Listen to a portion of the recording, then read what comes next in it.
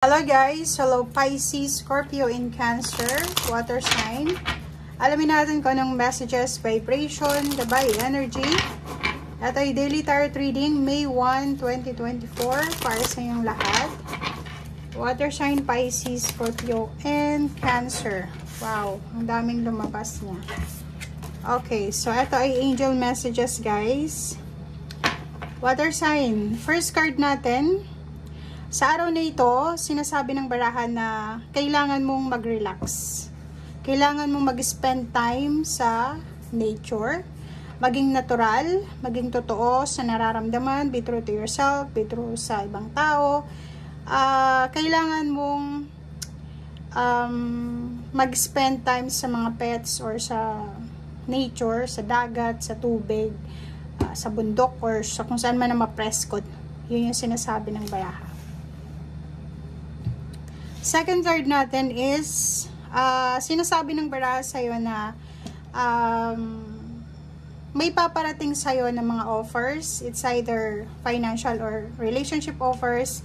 Pero, kailangan mo dito ng expansion. Yung offer na to is, kailangan mong lumipat ng bahay, lumipat ng lugar, ng zip code, ng bansa.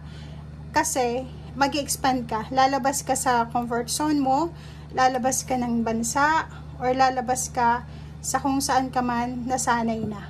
Okay? Next card is, if ever man na may gusto kang gawin sa araw na ito, like decision making, gawin mo siya, pero make sure na mag-research muna tayo. Huwag tayong gagawa ng desisyon sa araw na ito nang wala tayong basis, wala tayong information, tamang impormasyon, or tamang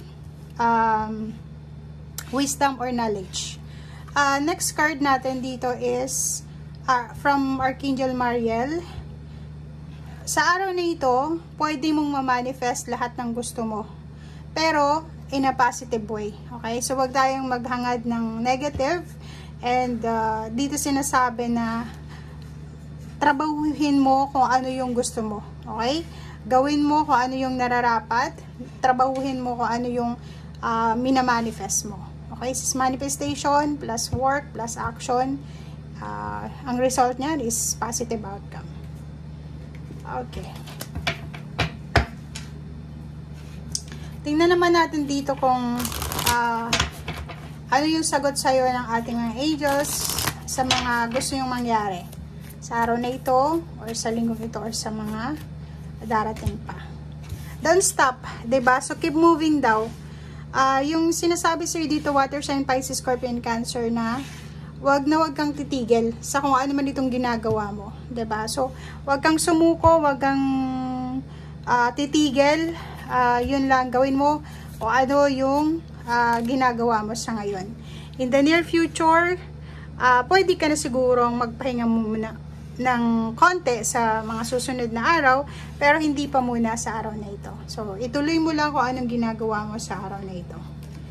Okay. Kasi malapit na eh. Malapit na yung manifestation mo. So, if ever man may kailangan kang tapusin, trabaho man yan, negosyo, or mga obligation, responsibilities, bago ka siguro magbakasyon, or bago ka mag-travel, or bago ka mag-desisyon, dapat may information ka na tama. Okay?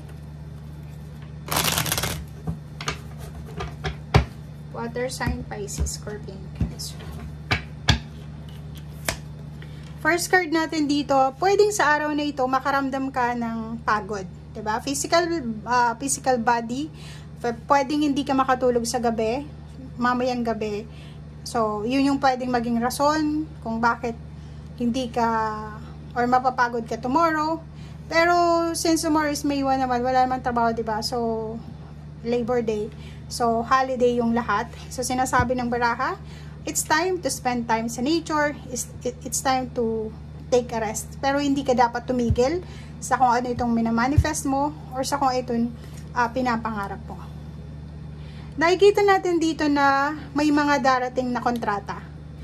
Contract signing, offer ng contract, papeles, parang yun yung nakikita natin. Pwedeng ikakasal ka, or nag-aasikaso ka ng papeles, visa, travel, medyo busy ka sa araw na ito kahit walang trabaho, siguro ang gagawin mo ngayon is aasikasuhin mo yung mga papeles. Capricorn energy, nakikita natin dito guys na dahil sa marami kang kailangan na ayusin, pwedeng magkaroon ka ng temptation ngayon na parang magtrabaho, maging busy, kahit holiday. Pero ang sinasabi nga ng baraha sa'yo ngayon na ang araw nito is oras para magpahinga. Magpahinga, i-maximize mo yung araw na ito kasi araw ito para sa mga trabahante na makapagpahinga. I-recognize mo yung sarili mo, yung pagod mo, and then yun, makapag-spend time sa pamilya mo, sa kaibigan mo, or sa mga taong malapit sa'yo para makipag-usap ka online or sa physical. Okay, Emperor. Nakikita din natin dito na may posibleng mensahe ka na matatanggap. May good news ka na matatanggap sa araw na ito. Pwedeng iyan ay empowerment, like salary increase, mataas na revenue sa negosyo,